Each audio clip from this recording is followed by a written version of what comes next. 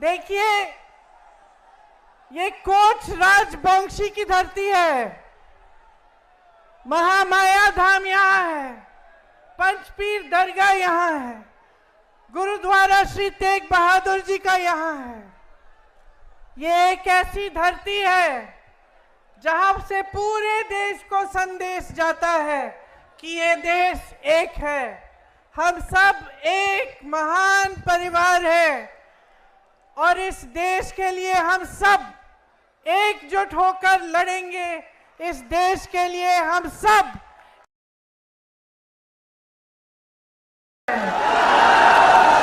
मेरे भाई श्री राहुल गांधी जी ने कन्याकुमारी से कश्मीर तक और मणिपुर से वो यात्रा भारत जोड़ो यात्रा थी, पहली वाली, और दूसरी यात्रा भारत जोड़ो न्याय यात्रा थी। आप सबके पास भी गुजरे होंगे, आप सबने देखा क्यों कर रहे थे। वो ये यात्रा इसी जमीन की भावना के तहत कर रहे थे। वो ये यात्रा इसी पूरे देश को याद दिलाए कि हम सब इकट्ठे हैं, हम सब एक हैं और ये देश हम सब का है। आपने देखा किस तरह से जहां जहां राहुल जी जाते हैं वे सिर्फ सच बोलते हैं। किसी को पसंद आए ना आए, किसी को अच्छा लगे ना लगे, लेकिन वो सत्य बोलते हैं और सत्य के पथ पर चलते हैं। ये जो सच्चाई और सत्य की परंपरा है, ये हमारे देश की पुरानी परंपरा है। हमारे धर्मों ने हमें सिखाई, हमारे महापुरुषों ने हमें सिखाई और पूरा देश की राजनीति की जब नींव डली तब इसी परंपरा पर डली। महात्मा गांधी जी ने भी यही सत्य का पथ पकड़ा था। हमारे पूरे जो स्वतंत्रता आंदोलन की नींव थी वह यही थी, सत्य, सच्चाई और देश और जनता की सेवा। लेकिन आज देश में क्या हो रहा है, प्यारी बहनों, प्यारे भाई, जो आज देश में हो रहा है उसको समझने के लिए आपका ध्यान मैं कुछ चीजों की प्रति आकर्षित करूंगी। देश में जो राजनीति चल रही है, असम में जो राजनीति चल रही है, उसको आपको गहराई में समझना पड़ेगा। हालात ये है कि एक तरफ अपार सत्ता है, अपार धन है। मेरे मीडिया के साथी यहाँ हैं,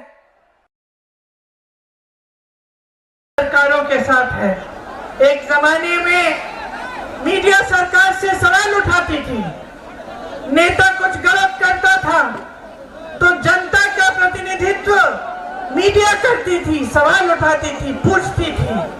एक जमाने में सत्ता को जनता पूछ सकती थी, जनता सवाल उठा पाती थी। लेकिन आज पूरी सत्ता एक पार्टी के साथ है और उन्होंने इस लोकतंत्र को बचाने और मजबूत करने वाले सारे संस्थान कमजोर कर रखे हैं।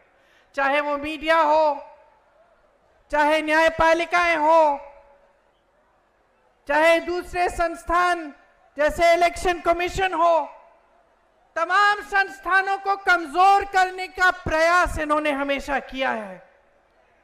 इनके धन बल से सरकारें गिराई जाती हैं। सत्य का जो पथ है इन्होंने छोड़ डाला है। तो आज चाहे असम में, चाहे पूरे देश में एक ऐसी राजनीति चल रही है जो जनता के लिए नहीं चल रही है। असम के अपने मुख्यमंत्री को देखिए और उनकी तुलना बाकी मुख्यमंत्रियों से कीजिए जो कांग्रेस के प्रदेशों में कांग्रेस की सरकारें चला रहे हैं। आप रेवंत रेड्डी से पूछेंगे कि रेवंत जी तेलंगाना में आप क्या कर रहे हैं, तो वो आपको सारे काम गिनाएंगे। वो कहेंगे कि जो कांग्रेस पार्टी ने गारंटी दी थी चुनाव से पहले, उनको पूरा करने का काम कर रहा हूं। अगर आप आज कर्नाटका के सीएम से पूछेंगे कि आप क्या कर रहे हैं, तो कर्नाटका के सीएम आपको बताएंगे कि जो कांग्रेस ने गारंटी चुनाव से पहले दी, उनको पूरा करने का काम कर रहे हैं। इसी तरह से जहां जहां कांग्रेस की सरकार है, आप वहां के सीएम्स को देखिए और आपको पता चलेगा कि सेवा में, सेवा के लिए समर्पित हैं। लेकिन यहां असम में माफियाओं का राज चल रहा है। भू माफिया, सुपारी माफिया, बालू माफिया, कोयले का माफिया, हर तरफ देखें तो वसूली और माफिया चल रही है। यहां पे सरकार जितने स्कैम करती है, चाहे वो किसान का संपदा स्कैम हो, या पीपीई किट पे स्कैम हो, या फ्लाईओवर का स्कैम हो, चाहे गाय की तस्करी जो खुलेआम हो रही है और कोई रोक नहीं रहा है, ये सारी चीजें चल रही हैं आपके प्रदेश में, लेकिन विकास का काम नहीं हो रहा है, आपका काम नहीं हो रहा है। यहां के सीएम के खिलाफ बड़े बड़े आरोप थे जब वो कांग्रेस पार्टी में थे, तब उनके खिलाफ एक बड़ा आरोप था। जैसे ही वो बीजेपी में शामिल हुए, वो सारे आरोप गायब हो गए। बीजेपी ने एक वॉशिंग मशीन बनाई है, जिसके अंदर जिसको डालो पहले वो भ्रष्ट कहते हैं, जो भ्रष्ट होता है दूसरी पार्टियों से लाके अपनी वॉशिंग मशीन में डाल के साफ कर देते हैं। तो ये सबसे पहले इन्होंने आपके ही सीएम के साथ किया, और ये मिसाल बन गया पूरे देश के लिए कि एक तरफ ये कहते हैं कि भ्रष्टाचार हो रहा है, और दूसरी तरफ जो भ्रष्ट है उसको अपनी पार्टी में ले लेते हैं, और सारे आरोप सारे के सब थम जाते हैं, ठंडे बस्ते में डाले जाते हैं। यहां पे जो सरकार है उसका ध्यान आप पे नहीं है, अपने बिजनेस पे है। कहां से बिजनेस होगा, कहां से कमाई आएगी, कहां पे कौन सी माफिया चल रही है, उसके साथ साठगांठ करना, यही इस सरकार का काम हो गया है। लेकिन इस बीच आप मुझे बताइए मेरे भाइयों, आपकी कितनी बड़ी बड़ी समस्याएं हैं। आज आप सब यहाँ पे बैठे हैं, मेरे नौजवान साथी यहाँ पे हैं, बताइए कितनों के पास रोजगार है? ऐसे हाथ उठा के बताइए। रोजगार मिला है? नहीं मिला है। किसी को, एक जने को तो मिला होगा, किसी को रोजगार नहीं मिला? बहने, किसी को रोजगार नहीं मिला है, क्योंकि सरकार का पूरा ध्यान अपने स्वार्थ पे है। मंत्रियों का, सीएम का, सबका अपने ही स्वार्थ पे है। हम कैसे कमाएंगे, जनता कैसे कमाएगी, जनता के क्या संघर्ष हैं, कोई इन पर ध्यान नहीं दे रहा है। आज बेरोजगारी इतनी ज्यादा बढ़ गई है, 45 सालों में सबसे ज्यादा बेरोजगारी आज हमारे देश में है। आपको मालूम है 70 करोड़ लोग बेरोजगार हैं, 70 करोड़। 30 लाख खाली पद पड़े हैं, 30 लाख खाली पद केंद्र सरकार में पड़े हुए हैं इतने सालों से, उनको भरा नहीं गया है। जिससे बात करो वो बेरोजगार है। आप सबने मेहनत से पढ़ाया लिखाया, बहुत मेहनत की, कोई खेती करता है, कोई मजदूरी करता है, कोई जॉब करता है, किसी के पास छोटी दुकान है। आप सब क्या चाहते हैं अपने बच्चों के लिए? आप उनको बड़ा करके उनके भविष्य को बनाना चाहते हैं, है कि नहीं? पढ़ाते लिखाते किस लिए हैं? पूरी हिम्मत डालते हैं आप कमाई में, ताकि बच्चे बड़े होकर अपनी लाइफ बना पाएं, अपनी जिंदगी बना पाएं और उनका भविष्य अच्छा हो। लेकिन आज चाहे जितना भी काम आप करें, चाहे परिवार में आप काम कर रहे हैं महिलाएं चाय के बगान में काम कर रही हैं, पुरुष मजदूरी कर रहे हैं, किसी का कहीं पे जॉब लगा हुआ है, फिर भी कमाई पूरी नहीं हो रही है। ये सच है कि नहीं? फिर भी जब आपको दुकान जाना पड़ता है कुछ खरीदने के लिए तो घबराहट होती है। जब कोई बीमार पड़ता है तो पूरे परिवार पे संकट आ जाता है कि कैसे इलाज कराएंगे। सही बात है कि नहीं? सही बात है ना। कुछ टूट जाता है घर में, बारिश आती है, पानी आ रहा है, उसको ठीक करना है, अब कहते हैं कोई बात नहीं, बाद में कर लेंगे, अभी पैसे नहीं है। बच्चों की फीस भरनी पड़ती है, बच्चों के लिए वर्दी खरीदनी पड़ती है, मुश्किलें भरी पड़ी हैं। मिट्टी का तेल, सब्जी, पेट्रोल, डीजल सब महंगा हो गया है। जो खेती करता है वो खेती में कमा नहीं पा रहा है, एमएसपी तो मिलती ही नहीं है आपको। और खेती में जितने भी सामान आप इस्तेमाल कर रहे हो आज, सब पे जीएसटी लगा लगा के उनको महंगा कर दिया है। बाढ़ आती है, बारिश आती है, बाढ़ में आपको कोई मदद नहीं मिलती, आपकी जमीनें चली जाती हैं पानी के नीचे, मुआवजा नहीं मिलता है समय पे, कोई पूछने वाला नहीं है। ना आपकी असम की भाजपा की सरकार पूछ रही है और ना मोदी जी की केंद्र की सरकार। आपके यहाँ भाजपा के कार्यकर्ता आते हैं, कहते हैं फॉर्म भरो, मेरी बहनों को कहते हैं फॉर्म भरो नहीं तो वोट दो, नहीं तो 1200 रुपए नहीं मिलेंगे, कहते हैं ना। आए हैं ना फॉर्म भरने? आप अगली बार आएंगे ना आपके घर तो आप उनसे पूछिए 1200 रुपए से आज क्या मिलता है। एक सिलेंडर भी नहीं मिलता है, समझे आप? आपको 1200 रुपए देने की बात कर रहे हैं। आज आपको 1200 रुपए में उन्होंने ये स्थिति बना दी है आपकी कि आपको एक सिलेंडर नहीं मिलेगा, कुछ नहीं खरीद पाओगे उस 1200 रुपए में। फिर भी आपके घर आके आपको धमकाते हैं, कहते हैं वोट दो, फॉर्म भरो, नहीं तो 1200 रुपए नहीं मिलेंगे। आपको मालूम है कि कांग्रेस पार्टी की गारंटी है, कांग्रेस पार्टी की गारंटी है कि मेरी बहनें, जो परिवार में सबसे बड़ी महिला है, उसको 8,500 रुपए हर महीने, साल में 1 लाख रुपए आपको मिलेंगे। क्योंकि बोझ आप उठाती हो।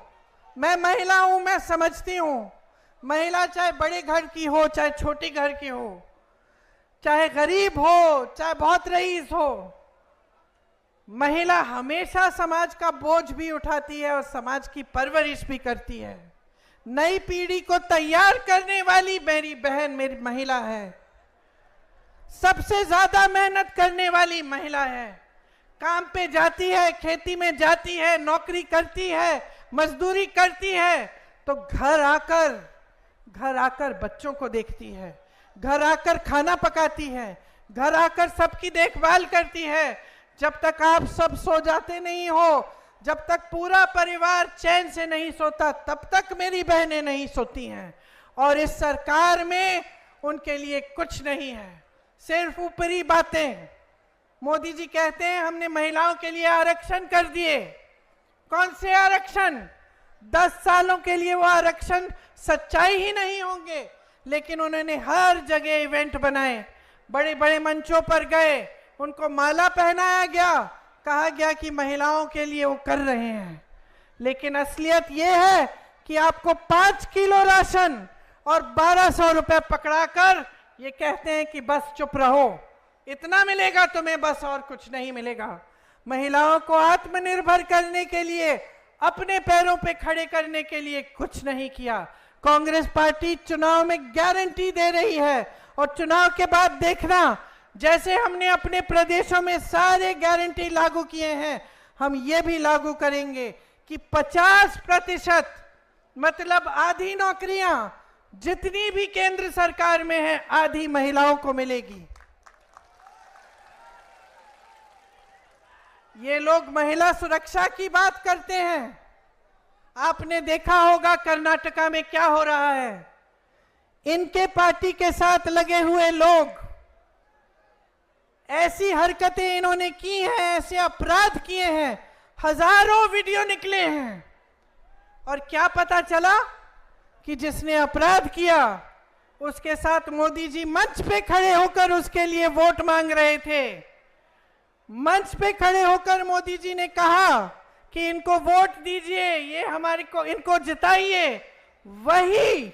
वही अपराधी देश से भाग के निकल गया, किसी ने रोका नहीं। बहनों और भाइयों, मोदी जी ने नहीं रोका, उनके अमित शाह जी ने नहीं रोका, उनको निकलने दिया। जहां जहां महिलाओं पे अपराध हुआ है, चाहे हाथरस में यूपी में हुआ, मैं गई थी उस महिला के घर, उसकी मां रो रही थी, उसकी बच्ची 19 साल की थी, उस समय मेरी बच्ची भी 19 साल की थी।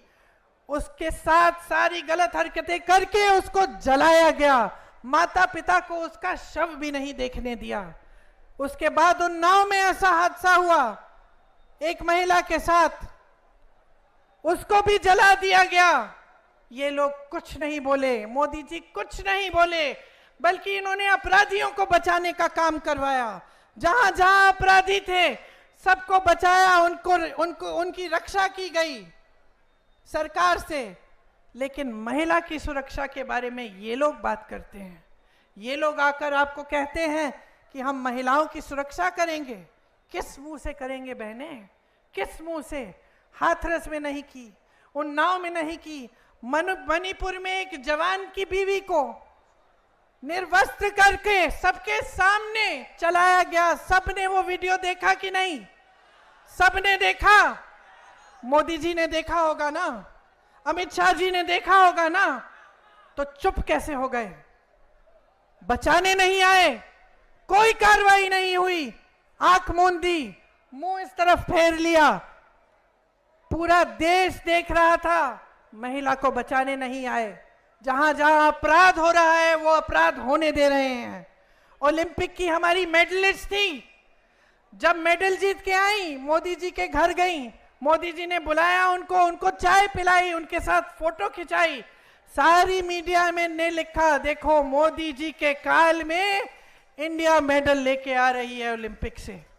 जब वही महिला सड़क पे उतरी, जब उसी महिला ने कहा कि मेरे साथ गलत हुआ है, मेरे साथ गलत हुआ है, मोदी जी मेरी मदद कर दीजिए, जो आपकी पार्टी में नेता है उसने किया है, तो मोदी जी ने एक लफ्ज नहीं कहा। वो बच्ची बैठी रही सड़क पे, मैं उस बच्ची से भी मिली, मैंने उससे बात की, उसने कहा मुझे कुछ नहीं चाहिए, मुझे न्याय चाहिए दीदी। लेकिन मोदी जी ने न्याय नहीं दिया, अपने घर से नहीं निकले। वही हालत जो महिलाओं की है, वही हालत किसानों की। किसानों ने आंदोलन किया, मोदी जी अपने घर से नहीं निकले। 600 किसान शहीद हुए, मोदी जी ने एक लफ्ज नहीं बोला, मिले तक नहीं कि उनकी सुनवाई हो जाए, कि वो जो काले कानून, किसानों को खत्म करने वाले कानून थे, उनको ये हटाएं। आज चाय के बागानों में आप मजदूरी करते हैं। मैं पिछली बार चुनाव में आई थी, मेरे साथ ख्याल से 2 साल गुजर गए होंगे। उस समय से समस्या थी कि आपका जो वेतन है वो बढ़ाया ही नहीं गया। मैं चाय के बागान में गई, महिलाओं से मिली, उन्होंने मुझे अपनी समस्याएं बताया कि कैसे पूरे दिन काम करती हैं, कभी कभी टॉयलेट भी नहीं होता उनके लिए, दूर होता है, उनको जाना पड़ता है चल के, और इतना कम वेतन मिल रहा था। उस समय उनकी मांग थी कि हमारा वेतन बढ़ाया जाए। 2 साल गुजर गए, आप भाजपा की सरकार लाए, आपके मुख्यमंत्री चाय के बागानों को हड़पवाते हैं, चाय के बागानों में अलग अलग बिजनेस कराना शुरू कर दिए हैं, लेकिन जो चाय के बागान में मजदूरी करते हैं उनका वेतन उन्होंने नहीं बढ़ाया। तो आप सोचिए, कांग्रेस में हमने कहा है कि हर रोज की मजदूरी 400 रुपए तक हम बढ़ाएंगे, और ये हमारी गारंटी है। यहां आपकी मांग है कि कोच राजवंशी समुदाय जो है उसको एसटी स्टेटस मिले। कब से आपकी पुरानी मांग है, इस मांग का हम पूरा समर्थन करते हैं।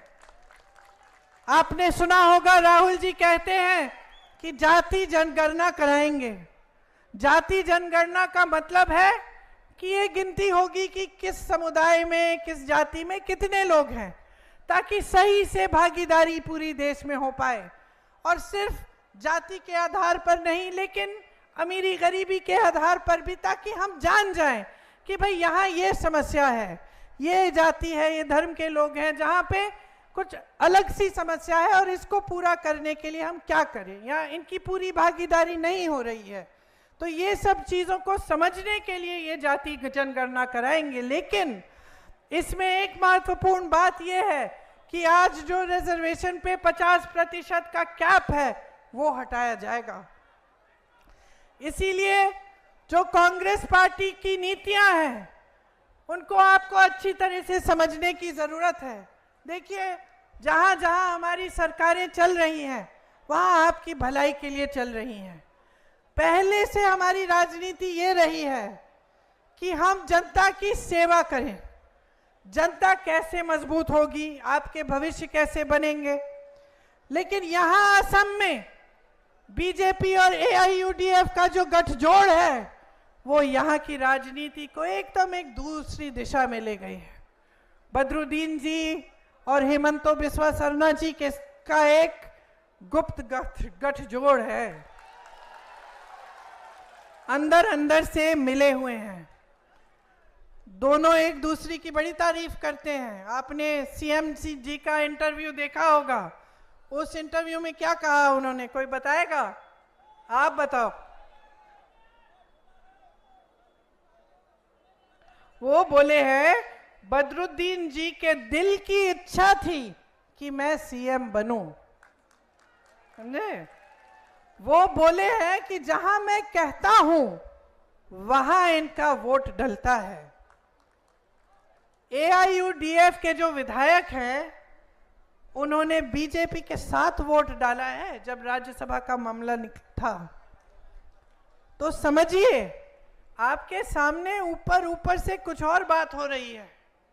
ऐसे ही उन्होंने तेलंगाना में भी किया। तेलंगाना में उन्होंने साठगांठ की ओवैसी जी के साथ, ताकि वो कांग्रेस के वोट काटें और बीजेपी जीते। तो इस बात को आप गहराई से समझिए। जहां जहां हम मजबूत हैं वहां बदरुद्दीन जी अपने कैंडिडेट खड़े करके हमारे वोट काटने की कोशिश इसलिए कर रहे हैं क्योंकि वो चाहते हैं कि भाजपा जीते। 3 बार सांसद बने हैं। मुझे बताइए, कोई नया स्कूल खोला, कोई अस्पताल खोला, कोई बड़ी यूनिवर्सिटी लाए आपके यहाँ, कोई अच्छा बड़ा कारोबार, कोई इंडस्ट्री लाए जिससे आपको नौकरी मिल सकती थी? बाढ़ आई, आपके पास आए, आपकी मदद की। वो तो खुद कहते हैं कि वो व्यापारी हैं, खुद कहते हैं मैं व्यापारी हूं, मैं बिजनेसमैन हूं, है कि नहीं? तो वो तो व्यापार ही कर रहे हैं, राजनीति नहीं कर रहे हैं, वो सेवा नहीं कर रहे हैं, वो व्यापार कर रहे हैं आपके साथ। और जहां जहां उनका फायदा है वहां वहां जा रहे हैं। ये आपका फायदा नहीं दे रहे हैं। उनके इतर का बड़ा बिजनेस है कि नहीं? आपको याद है तरुण गोगोई जी के समय अगर की जो पेड़ हैं उनकी कटाई पे पाबंदी डाली थी, उसकी कटाई बंद की थी। अब फिर से शुरू करा दी है CM जी ने। और फायदा किसको हो रहा है? बदरुद्दीन जी की जो इतर की फैक्ट्रियां हैं उसको फायदा हो रहा है, क्योंकि वही लकड़ी इतर में डलती है। तो देखिए, जो समझने की बात यह है ना कि चाहे AIUDF हो, बदरुद्दीन जी हो, भाजपा के हेमंतो बिस्वा शर्मा जी हो, ये सरकार जो चलाते हैं ये बड़े बड़े खरबपतियों के लिए चलाते हैं। और इसी तरह की सरकार मोदी जी चलाते हैं। अब चाहे असम में हो चाहे पूरे देश में हो, सरकारें खरबपतियों के लिए चल रही हैं। इससे हमें पता कैसे चलता है कि ये बात सच है? क्योंकि आप आज देखिए, देश का लोहा पहले सरकार देखती थी, अब देश का सारा लोहा एक बड़े खरबपति को दिया जा रहा है जो इनके दोस्त हैं, मोदी जी के दोस्त हैं, बिस्वा शर्मा जी के भी दोस्त हैं। कोयला इनको दिया जा रहा है, बिजली खरबपतियों को, सड़कें खरबपतियों को, हवाई अड्डे सारे बड़े बड़े खरबपतियों को, बंदरगाह सारे बड़े बड़े खरबपतियों को, सारे हाईवे। ये किसकी संपत्ति थी? ये मोदी जी की संपत्ति थी कि ये दे रहे हैं अपने दोस्तों को? ये बिस्वा शर्मा जी की संपत्ति थी? बदरुद्दीन जी की संपत्ति थी? किसकी संपत्ति थी ये आपकी संपत्ति है। बड़े बड़े सरकारी कारखानों से आपको नौकरी, आपको रोजगार मिलती थी, लोग खुश हो जाते थे, सरकारी नौकरी मिली है, पेंशन मिलेगा, जीवन भर सुरक्षित रहेंगे। आज क्या परिस्थितियां हैं? आज ऐसा कह सकते हो? उसी तरह से कांग्रेस ने प्राइवेट बिजनेस को खूब बढ़ावा दिया, बड़े बड़े कारखाने खड़े करवाए, लेकिन जिससे आपको रोजगार मिलता था। आपकी संपत्ति आपसे लेकर उनको देने की बात नहीं हुई। 16 लाख करोड़ रुपए, 16 लाख करोड़ रुपए माफ किए हैं सिर्फ कुछ गिने चुने बड़े बड़े उद्योगपतियों के मोदी जी ने। सोचिए 16 लाख करोड़ रुपए से क्या क्या नहीं हो सकता था। यहां कितने कारखाने बन जाते, आपके स्कूल बन जाते, आपको रोजगार मिल जाते, आपकी सड़कें, आपके घर में पानी, जो बाढ़ आती रहती है उसको रोकने का कोई इंतजाम बन जाता। 16 लाख करोड़ रुपए इन्होंने बड़े बड़े खरबपतियों को माफ किए। देश के किसान को इनसे पूछो कितने रुपए माफ किए इन्होंने। पूछो मोदी जी से, पूछो हेमंत बिस्वा शर्मा जी से, 1 रुपया नहीं माफ किया। कांग्रेस की जहां जहां सरकारें रही, छत्तीसगढ़ में छत्तीसगढ़ के किसान से पूछो, किसानों का कर्ज माफ करने का काम हुआ वहां। आज परिस्थिति ये है, मीडिया को खरीद लिया है सब बड़े बड़े सेठों ने, विपक्ष पर धड़ाधड़ हमला है, भयानक हमला है, विपक्ष के खाते बंद कर रखे हैं, 2 चीफ मिनिस्टर जेल में है चुनाव के समय। इस देश के इतिहास में ही कभी पहले नहीं हुआ। पहली बार इस देश के इतिहास में 2 चीफ मिनिस्टर जेल में पड़े हैं, चुनाव चल रहा है। मोदी जी स्कीम लाए, इलेक्टोरल बॉन्ड की स्कीम। कहते हैं कि हम सबसे ईमानदार प्रधानमंत्री हैं इस देश के इतिहास में। देख लो, यहां आकर जब आपको भाषण देंगे सुन लेना क्या कहते हैं। कहेंगे मैं अकेला भ्रष्टाचार के खिलाफ लड़ रहा हूं, मैं अकेला ईमानदार हूं इस देश में, बाकी सारे भ्रष्ट हैं, ऐसा कहते हैं। तो मैं आपको बताना चाहती हूं कि ये ईमानदार प्रधानमंत्री कैसी स्कीम निकाल के लाए। स्कीम ये थी कि जो भी चंदा देगा किसी भी राजनीतिक दल को, उसका नाम गुप्त रहेगा। यह ईमानदारी की स्कीम थी इनकी कि उसका नाम गुप्त रहेगा। सुप्रीम कोर्ट ने कहा कि यह गलत स्कीम है, यह नाम गुप्त नहीं रहने चाहिए, नामों को खोलो, सबके सामने बात आनी चाहिए कि किसने कितना चंदा दिया। अच्छा, जब ये हुआ तो मोदी जी को अचानक लग गया कि पब्लिक को पता चल जाएगा कि किसने क्या क्या दिया, कहां कहां से मैंने चंदा लिया है और कैसे। तो फिर कहने लगे कि अरे पहली बार इतिहास में ये सूची पारदर्शी हो गई है, जनता को दिख रही है। तुमने थोड़ी दिखाई, अरे मोदी जी ने खुद थोड़ी दिखाई। ये पारदर्शी कैसी हुई? क्योंकि सुप्रीम कोर्ट ने, जजों ने बोला कि इसको पारदर्शी बनाओ। इससे पहले तो मोदी जी की स्कीम ये थी कि गुप्त रहेगा। अच्छा चलिए, सूची दिखी, सूची में आप सोचिए चंदा कैसे कैसे लिया गया। छापा मारा, चंदा लिया, छापे बंद, केस डाल दिया किसी बड़े व्यापारी पर, भयानक केस डाला, एजेंसियां डाल दी उसके पीछे, चंदा लिया, केस बंद। गुजरात में जो पुल गिरा था याद है आपको? बहुत लोग उसमें बह गए थे। जिसने पुल बनाया उसने चंदा दिया है मोदी जी को। कोविड की वैक्सीन सबको लगी ना? कोविड की वैक्सीन पूरे देश में मोदी जी की फोटो के साथ लगी, बाकायदा मोदी जी की फोटो के साथ आपको सर्टिफिकेट मिलती थी। उस कोविड की वैक्सीन को बनाने वाले ने इनको चंदा दिया। आज क्या बाहर निकला है, मैं पढ़ रही थी अखबारों में कि उस वैक्सीन में भी कुछ है कि 1 या 2% लोग उससे बीमार भी पड़ सकते हैं।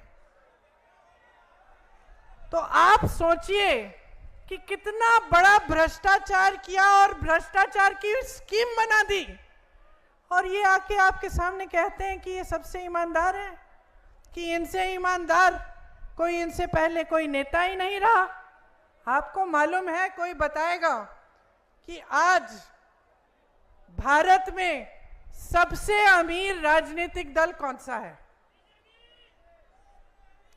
भाजपा, बीजेपी 10 सालों से सत्ता में रहे हैं। बार बार कहते रहते हैं 70 साल से कांग्रेस ने नहीं किया, नहीं किया, नहीं किया। हाँ, कांग्रेस ने 70 सालों में इतना पैसा नहीं कमाया जितना इन लोगों ने कमाया है। 10 सालों में ही, मात्र 10 सालों में देश और दुनिया की सबसे अमीर पार्टी बन गए। कैसे? इनके जिलों में देखो कितने बड़े बड़े दफ्तर हैं, पूरी इमारतें हैं। इनके लिए जो भी काम करता है वो वेतन पे रखते हैं। हमारे कांग्रेस के कार्यकर्ता यहाँ खड़े हैं, सेवा दल के कार्यकर्ता, इनसे पूछो, मुफ्त में काम करते हैं देश के लिए, देश की सेवा करते हैं। और ये लोग आपसे कहते हैं कि हम लोग भ्रष्ट हैं और ये ईमानदार, ये पाक हैं। जिस भ्रष्ट इंसान को लेना चाहते हैं ले लेते हैं, अचानक वही इंसान साफ और पाक बन जाता है। अहंकार इनका इतना बढ़ गया है, बहनों और भाइयों, इनको सच्चाई बताने वाला कोई बचा ही नहीं है। हमने देखा है अपने जीवन में बहुत प्रधानमंत्रियों को, सत्ता को देखा है, घर में देखा है। आप तो जानते ही हैं सत्ता में क्या होता है, कौन लोग आसपास आ जाते हैं? चमचे आते हैं कि नहीं, है ना? सबसे पहले चमचे, फिर झूठ बोलने वाले, सच्चाई नहीं बताएंगे। बाहर अंधेरा है बोल देंगे उजाला है कि नहीं? और जब इतनी सत्ता होती है और इतना अहंकार होता है और जब नेता सब में भय फैलाता है, डर फैलाता है, तब तो और भी, तब तो किसी की हिम्मत ही नहीं होती।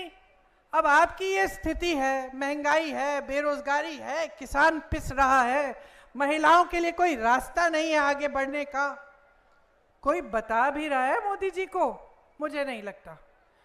जैसे टीवी वाले हम सबको रोज रोज सुनाते हैं ना कि बहुत अच्छा हो रहा है, अर्थव्यवस्था आगे बढ़ रही है, सब अमीर हो रहे हैं देश में, उसी तरह से मोदी जी को सुनाया जा रहा है रोज सुबह शाम। उनको सच्चाई मालूम ही नहीं है, अब दूर हो गए हैं जनता से। जैसे अहंकारी नेता होते हैं, पुराने जमाने में अहंकारी राजा होते थे, उनको कोई समझ नहीं है कि जनता का क्या संघर्ष है, बहनें क्या संघर्ष कर रही हैं, किस तरह से परिवार को आगे चला रहे हैं, आज कोई समझ नहीं है। सुनिए, लचित बोरफुकन जी की जो असमिया गौरव के प्रतीक हैं, उनकी एक मूर्ति यहां बनी 125 फुट ऊंची। आपने सुना है मोदी जी इतने अहंकारी हो गए हैं कि अपनी मूर्ति बनवा रहे हैं किसी व्यापारी से और चाहते हैं कि ये उससे भी बड़ी हो। सोचिए, इतना अहंकार बढ़ गया है, इतना अहंकार बढ़ गया है कि आज इनके नेता संविधान को बदलने की बात कर रहे हैं। संविधान को बदलने का मतलब क्या है? गांव गांव में यहां इनके जो उम्मीदवार हैं, जो मंत्री हैं, इन्होंने बयान दिए हैं और बयान में कहा है इस बार भाजपा को जिताओगे तो संविधान बदल डालेंगे। अब आप सोचो, ये जो आप यहां खड़े हैं इस चुनावी सभा में, दूर दूर से आए हैं मेरी बातों को सुनने के लिए। क्यों आए हैं? आपको अपने भविष्य की चिंता है ना? आप जान रहे हो कि आपका वोट डलने जा रहा है। ये वोट आपके जीवन में तरक्की भी ला सकता है, गलत जगह चले जाए तो आपके जीवन को पीछे भी ला सकता है। आप 10 सालों से देख रहे हैं कोई तरक्की नहीं आई है। ये वोट आपका सबसे बड़ा औजार है। आज अगर आप अपने भविष्य को बदलना चाहते हैं तो हमारे संविधान ने आपको ये वोट दिया है, ये जो शक्ति दी है ना कि आप यहाँ पे बैठे हो, जो भी आप काम करते हो, मजदूरी करते हो, खेती करते हो, आपको वही अधिकार दिया है जो यहाँ पे मंच पे बैठे नेताओं को दिया है। आपको वही अधिकार दिया है एक किसान को जो प्रधानमंत्री को अधिकार दिया है। एक गांव की महिला को वही अधिकार दिया है जो एक मंत्रिमंडल में बैठी महिला को दिया है। और वो यही अधिकार है, यही चीज है जो इस देश में सबको समान दृष्टि से देख ली है, संविधान। और ये अधिकार जो वोट का अधिकार है, ये संविधान ने दिया है। संविधान आपको बचाता है। आप कुछ गलत देख रहे हैं, इसको ठीक करना चाहते हैं, वोट कर सकते हैं। संविधान आपको मदद करता है, आपकी सहायता करता है। अगर आपका समुदाय या आपकी जाति आगे बढ़ नहीं पा रही है तो संविधान में आपके लिए आरक्षण है ताकि आप आगे बढ़ पाएं।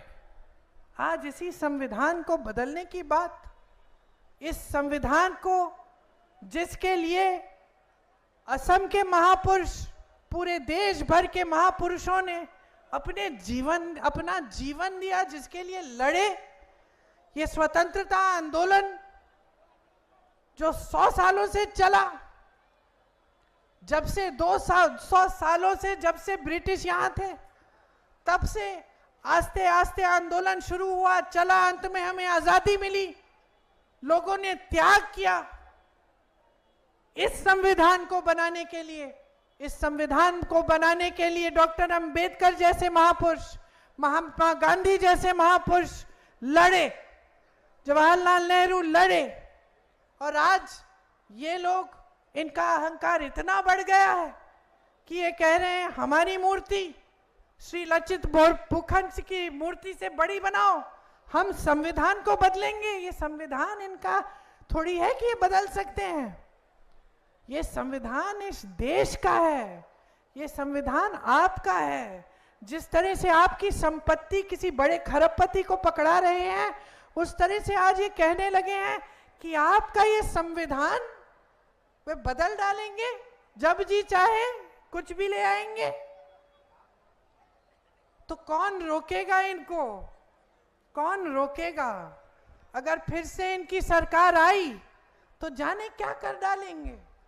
कोई पूछ नहीं रहा है, मीडिया सच्चाई दिखा नहीं रही है।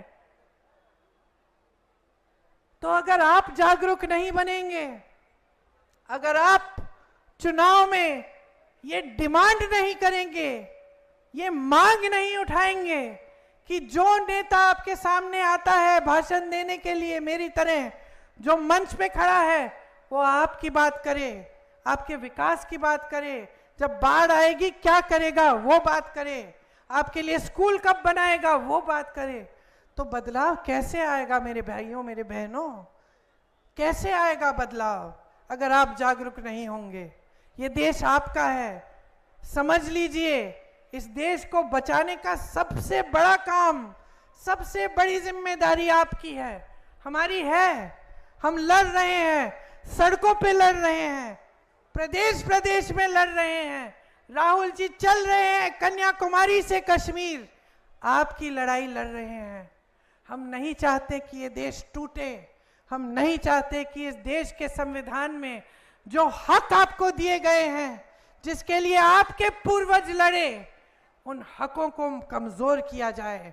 हम चाहते हैं कि जनता मजबूत बने, कि जैसे जनता के लिए सरकारें बनती थी, उसी तरह से आपको एक सरकार मिले जो आपके लिए काम करके दिखाए। आपके सामने ये नेता आते हैं, मोदी जी खास तौर से, कैसी कैसी बातें करते हैं। ये चाहते हैं कि हर चुनाव को हिंदू मुसलमान बनाया जाए, किसी न किसी तरह से यही इनका प्रयास रहता है।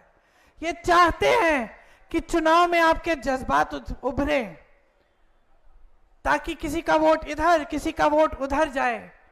ये चाहते हैं कि जो आपको विरासत में मिला, जो आपकी संपत्ति है वो जब ये बड़े बड़े खरबपतियों को दे दें तो आपको पता भी नहीं चले। ये आके बातें करते हैं कि आपके मंगलसूत्र को एक्सरे से कांग्रेस पार्टी ढूंढ के निकाल के किसी और को देने वाली है। बताइए, 70 सालों के लिए कांग्रेस की सरकार रही, 70 सालों के लिए हम स्वतंत्र रहे हैं, और उन 70 सालों में 55 सालों के लिए कांग्रेस की सरकार रही। किसी ने आपके मंगलसूत्र, आपका सोना आपसे छीना? किसी ने आपसे कुछ लिया, लूटा? कोई आपके घर में एक्सरे मशीन लेकर आपके गहनों को ढूंढने की कोशिश कर रहा था उन 55 सालों में? उन 55 सालों में आपको क्या नहीं मिला, ये आप जानते हैं। आप जानते हैं कि उन 55 सालों में कितनी बड़ी, कितनी एकड़ जमीन इंदिरा गांधी ने गरीबों को लौटाई? जानते हैं कि नहीं जानते हैं? जमीनों के पट्टे कितने लोगों को मिले कांग्रेस की सरकार में? मोदी जी जब यहां आएंगे ना, उनसे पूछिए उन्होंने अडानी जी को कितने एकड़ जमीन, इस देश की जमीन मुफ्त में दिया है। देखते हैं जवाब दे सकते हैं कि नहीं। 70 सालों में बैंकों का राष्ट्रीयकरण किया गया। इनसे पूछिए नोटबंदी करके इन्होंने क्या हालात बनाई देश की। आपको बताया कि आप देश के लिए लाइन में खड़े हो रहे हो, बैंक में पैसा लौटाओ, काला धन सफेद हो जाएगा। आज सब सामने आ गया ना। नोटबंदी में कौन सा काला धन आया? अब इलेक्टोरल बॉन्ड्स में दिख रहा है। एक जज ने कहा, कहीं पे मैंने पढ़ा, लिखा हुआ था अखबार में, कि यही एक स्कीम थी काले धन को सफेद करने की। समझ रहे हैं आप? कांग्रेस ने बैंकों का राष्ट्रीयकरण किया और इन्होंने नोटबंदी की। उन्हीं बैंकों से 16 लाख करोड़ बड़े उद्योगपतियों को दे दिया, आपको कुछ नहीं दिया। अनाज उत्पादन में कांग्रेस ने मेहनत करके देश के किसानों को आगे बढ़ाकर देश को आत्मनिर्भर किया। इनसे पूछिए आज देश का किसान टूट क्यों गया है। इनसे पूछिए कि इन्होंने कितने कोल्ड स्टोरेज अडानी जी को दे रखे हैं। हरित क्रांति, श्वेत क्रांति कांग्रेस की सरकारें लाई। इनसे पूछिए कौन सी क्रांति लाए हैं? नफरत की क्रांति लाए हैं? कौन सी क्रांति लाए हैं देश में? मनरेगा कांग्रेस ने बनाया, शिक्षा का अधिकार, जिसका मतलब था कि हर बच्चे को शिक्षा मिलना उस बच्चे का अधिकार है। भोजन का अधिकार, ये जो 5 किलो राशन आपको पकड़ा रहे हैं, ये अधिकार किसने बनाया? कांग्रेस पार्टी ने कहा कि हर देशवासी को अधिकार है, उसको खाना मिलना चाहिए, राशन मिलना चाहिए। छत्तीसगढ़ में कांग्रेस की सरकार 35 किलो राशन दे रही थी। भाजपा की सरकार आई, काट के 5 किलो कर दिया।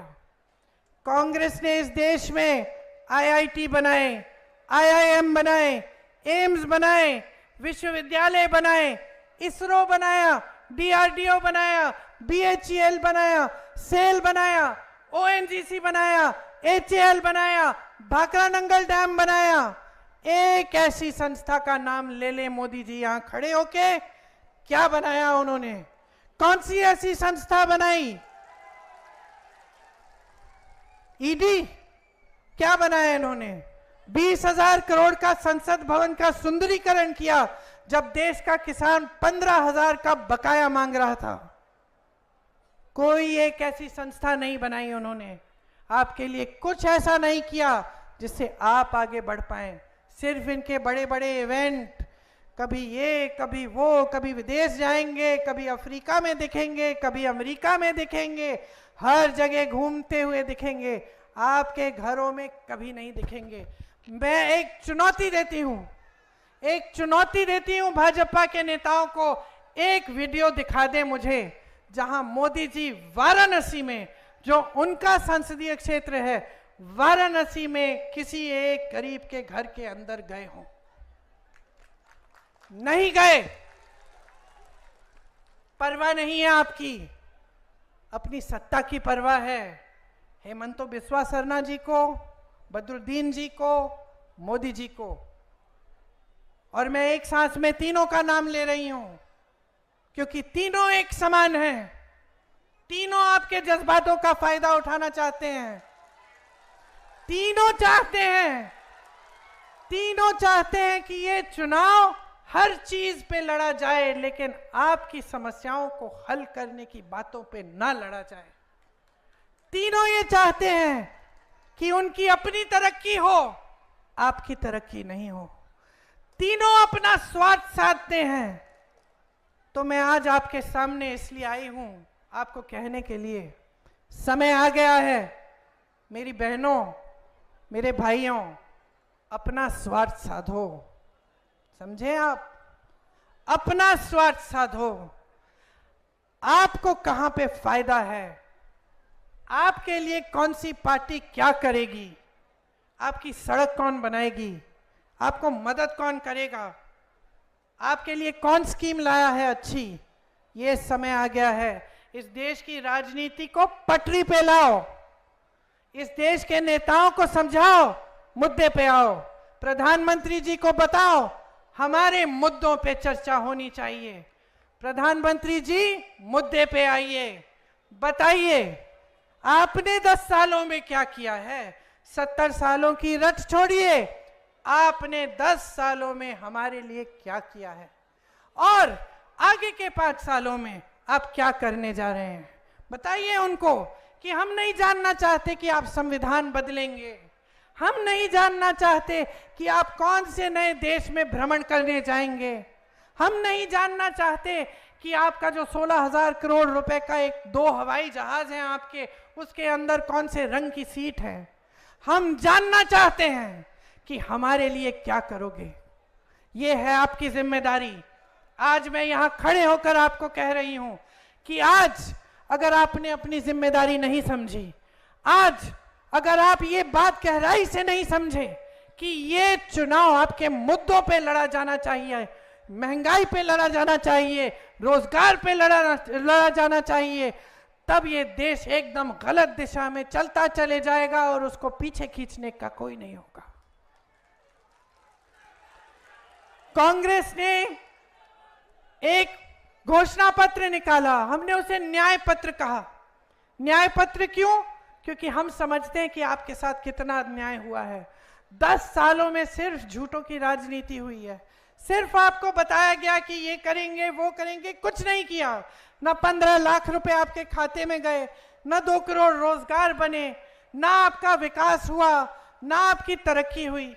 कांग्रेस पार्टी साफ कह रही है 30 लाख पद खाली हैं इनकी सरकार में, हम गारंटी देके कह रहे हैं इन पदों को हम भरेंगे।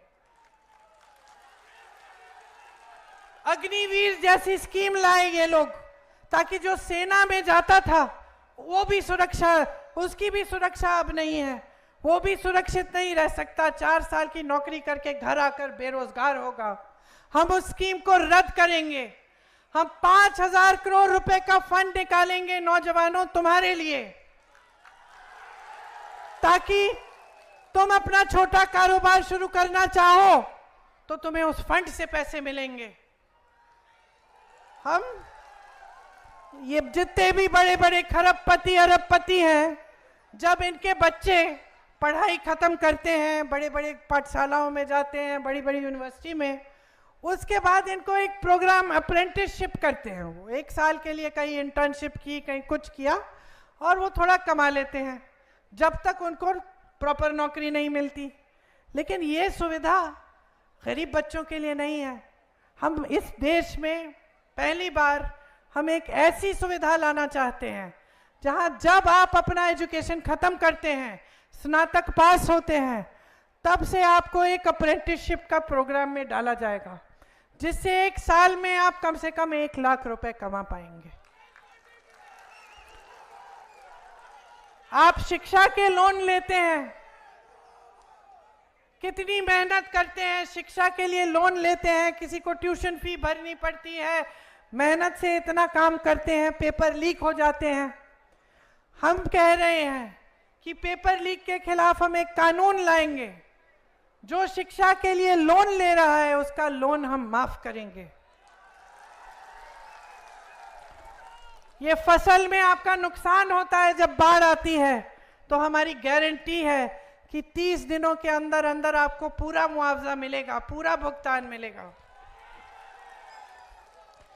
खेती के सारे सामान हम जीएसटी से मुक्त करेंगे। आपको एमएसपी नहीं मिलती, जो न्यूनतम समर्थन मूल्य है।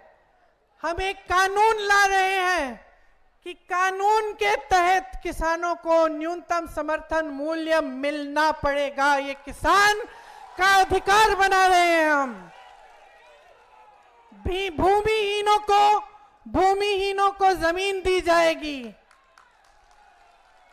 न्यूनतम मजदूरी, मैंने कहा बागानों में सिर्फ नहीं लेकिन सब जगह न्यूनतम मजदूरी 400 रुपए की होगी। और एक सबसे बड़ी जो स्कीम जो हमने राजस्थान में करके दिखाई कि 25 लाख रुपयों तक इलाज मुफ्त होगा आपका, मतलब स्वास्थ्य की सुविधाएं मुफ्त होंगी। ये सब हम क्यों करना चाहते हैं? क्योंकि हम समझते हैं कि सबसे ज्यादा संकट आपने देखा है, सबसे ज्यादा संघर्ष आप ही ने किया है। इस देश के आम आदमी ने, इस देश के गरीब ने, इस देश के मजदूर ने, इस देश की महिला, इस देश के किसान ने। ये जो 10 सालों का भाजपा का राज रहा है, इसमें तरक्की करने वाले सिर्फ बड़े लोग रहे हैं, सिर्फ भाजपा के नेता, सिर्फ बड़े बड़े खरबपति। बाकी देश की तरक्की रुक गई और बाकी देश की तरक्की को कराने के लिए हम सब आपके लिए यहां समर्पित हैं। रॉकी बुल जी आइए इधर।